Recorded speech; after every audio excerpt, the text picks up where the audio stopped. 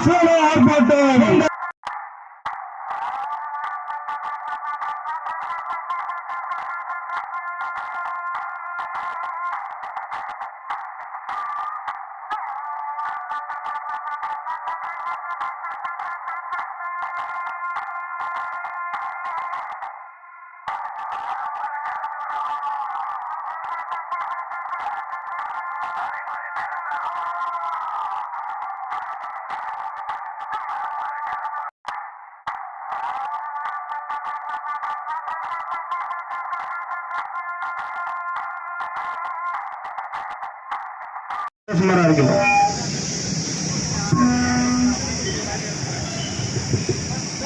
குரு பிரம்மா குரு விஷ்ணு குரு தேவோ மகேஸ்வரகம் குரு சாட்சாத் பரபிரம்மம் தஸ்மை ஸ்ரீ குருவே நமः. அன்புக்குரிய இந்து பாரத சேனாவின் போர்ப்படை வீரர்களாகவும் வீராங்கனைகளாகவும் வந்திருக்கின்ற எனது உயிரின் மேலான உடன்பிறப்புகளை இந்த காலை நேரத்தில் வருக வருக என்று வரவேற்று அருமைக்குரிய இந்து சொந்தங்கள், காலையில எல்லாத்துக்குமே நிறைய வேலை இருக்கு. நாம ஒன்னும் அரசியல்வாதி கிடையாது. ஊர் அடிச்சு உடையில போட்டு ஜாலியா உட்கார்ந்து இருக்கிறதுக்கு நம்ம தினசரி வேலை செஞ்சாதான் நம்ம குடும்பத்தெல்லாம் காப்பாற்ற முடியும். ஒரு நாள் வருமானத்தை விட்டுட்டு இந்த வெயில வந்து இங்க உட்கார்ந்து நம்ம இந்த ஆர்ப்பாட்டத்தை பண்றோம் அப்படின்னா இதற்கு முதல் காரணம் மானங்கெட்ட ஈனப்பிரிவியாக இருக்கக்கூடிய முதலாவது அவரு உயர்கல்வித்துறை அமைச்சராக இருந்தார். இவர் பேர் பொன்முடி. இவருக்கு இயற்கையான அவங்க அப்பா ஆத்தா வச்ச பேரு தெய்வ சிகாமணி. அருமையான பேர் அவங்க ஆத்தனை அப்பன்னு வச்சிருக்கானுங்க. கேவலப்பட்ட பிரிவியா எடுத்திருக்க இந்த பொன்முடி ஒரு பொதுக்கூட்டத்தில், ஒரு திராவிடருக்காக நடத்துற ஒரு பொதுக்கூட்டத்தில், பெரியார் திராவிடர்களை நடத்துற ஒரு பொதுக்கூட்டத்தில் போய் பேசுறாரு. ஒரு விபச்சார வீட்டுக்கு போறானமா ஒருத்தன். அந்த சொன்னதை நம்ம அப்படியே சொல்றோம்ங்க, நம்மளாம் எதுவுமே சொல்லலைங்க. விபச்சாரி கேட்கிறானமா, நீ சைவமா வைணவமான்னு கேட்கிறானமா. அங்க போறவன் சொல்றானமா, ஏன் உனக்கு 5 ரூபா 10 ரூபா எக்ஸ்ட்ரா வருமா நீ கேட்க வேண்டியதானே, நீ எதுக்கு இதை கேட்கறேன்னு சொன்னா அந்த விபச்சாரி சொன்னாங்களாமா, நீ பட்டை போட்டா வந்து சைவம், நாமம் போட்டா வந்து இப்படியே கையை காட்டுறான்.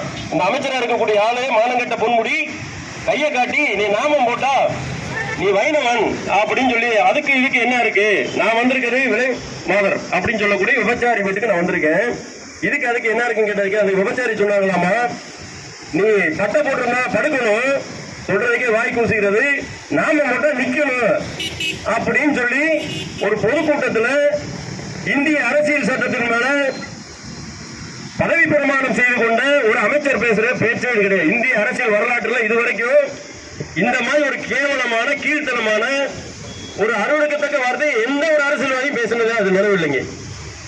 இந்த அமைச்சரா இருக்கிறத விட 4 எரும மாடு வாங்கி ஊர்ல மேய்ச்சிட்டு போடலாமுங்க. நாமளும் சொல்லிக்கிறோம் 7 கோடி மக்கள் தமிழ்நாட்டில் இருந்துட்டு எங்களுக்கு அமைச்சர் அவர் தான் அப்படின்றோம். எவ்வளவு கேவலமான விஷயம் இன்னைக்கு இந்தியா பூரா பேசுறாங்க. இந்தியா பூரா பேசுறாங்க. நான் சொல்றேன், ஒரு விவசாய வீட்டுக்கு போகக்கூடிய ஆளோட தொடர்போ அல்லது நீ விபச்சார வீட்டுக்கு போனேன்னு எனக்கு தெரியல.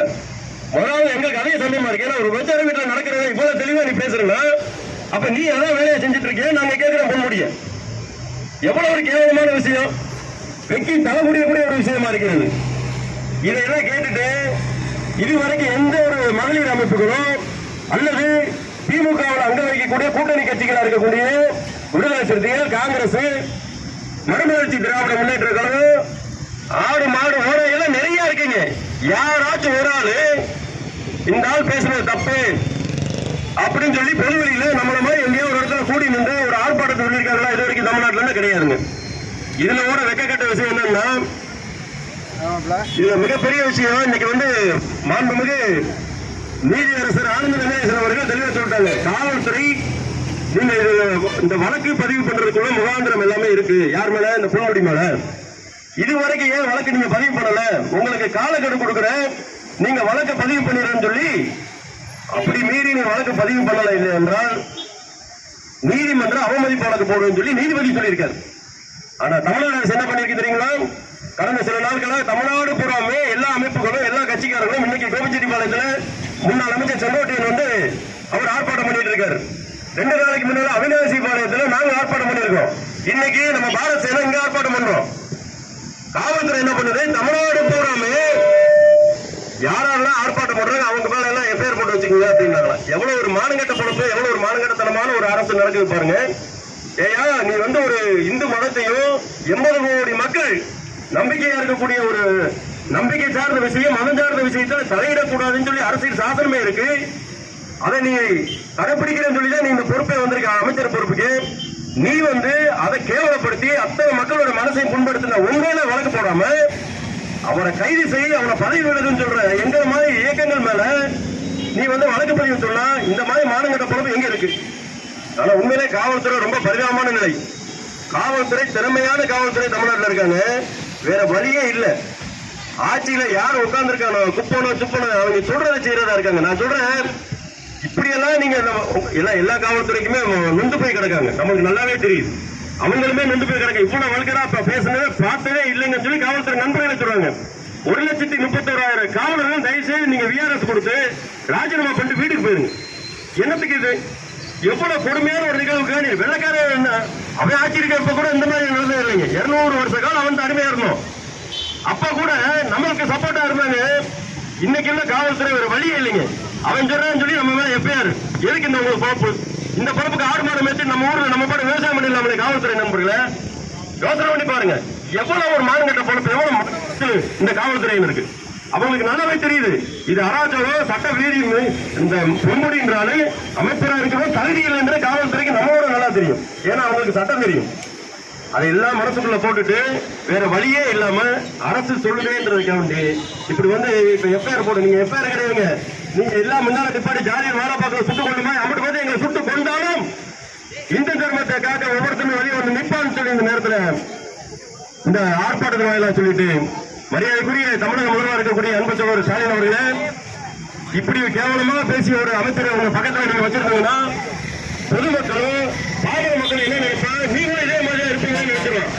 தயவு செய்து அந்த பொன்முடின்ற நபரை உங்க அமைச்சர் அவர்கள் உடனே பதவி நீக்க செய்ய சொல்லி சட்டப்பிரகாரம் உள்ள நடவடிக்கைக்கு அவங்களை ஆட்படுத்துங்க. அதுதான் தர்மம். எலெக்ஷன் பக்கத்தில் வரப்போகிறது. அடுத்த எலெக்ஷன்ல நீங்க எல்லாம் காரணமா போயிருவீங்க. பொதுமக்களும் மகளிரும் ரெண்டு நூலா போய் கிடக்காங்க, வேற என்ன இருக்காங்க. நீங்க நினைச்சுக்கீங்க இலவச பஸ் கொடுத்தாச்சு, எல்லாம் கொடுத்தாச்சு. நீங்க இலவச பஸ் கொடுத்தீங்க, 1000 ரூபாய் கொடுத்தீங்க, ஈபி பிள்ளை ஏற்றிட்டீங்க, கரண்ட் பிள்ளை ஏற்றியாச்சு, வீட்டு வரி ஏற்றியாச்சு, ஒரு இடம் கிரயம் பண்ண போனோம்னா கிரயம் பண்ண பத்திரப்பதிவு ஏற்றிட்டீங்க, 100 மடங்கு ஏற்றிருக்கீங்க. இதெல்லாம் எங்கிட்ட இருந்தா நீங்க வாங்குறீங்க. இதெல்லாம் எல்லா பேரும் இப்ப யோசிக்க ஆரம்பிச்சிட்டோம். நீங்க நினைச்சிட்டு இருக்கீங்க ஓசியில நாங்க கொடுக்குறோம், அதுல வேற அந்த பொன்முடின்றவர் ஓசி பஸ் அப்படின்னு பல்ல கட்டுறாரு. ஏன்னா உங்க அப்பா வீட்டு காசா கொடுக்குற. நான் கேட்கிறேன், பல வருஷத்துக்கு முன்னால நீ ஒரு பேராசிரியர் பொன்முடி, உனக்கு என்ன சொத்து இருந்துச்சு வெளிப்படையா சொல்ல முடியுமா? இப்போ சொத்தோட கணக்கு என்ன இருக்கு சொல்ல முடியுமா பொன்முடி? இப்ப நீ கோடீஸ்வரர், உங்க கட்சியில இருக்க பாதி பேர் கோடீஸ்வரர். இதுக்கு முன்னால அவங்க அப்ப அவங்க தாத்த எல்லாம் கோடீஸ்வரங்களா? நீ சைக்கிள் போனாங்க தானப்பா, இன்னைக்கு எப்படிப்பா வந்துச்சு ஒரு பணம் இங்க இருந்து? இதனால எங்க மேல நீங்க தனிப்பட்ட ஏன் மேல நீங்க வழக்கு போட்டாலும் அந்த வழக்கை சந்திக்க தயார் என்று இந்து பாரத் சேனா மூலமாக இந்த ஆர்ப்பாட்டத்துக்கு அழைத்துக்கு நன்றி பாராட்டி விடைபெறுகிறேன். பாரத் மாதா கி, பாரத் மாதா கி, பாரத் மாதா கி. வெற்றிவேல் முருகனுக்கு, வெற்றிவேல் முருகனுக்கு, வெற்றிவேல் முருகனுக்கு.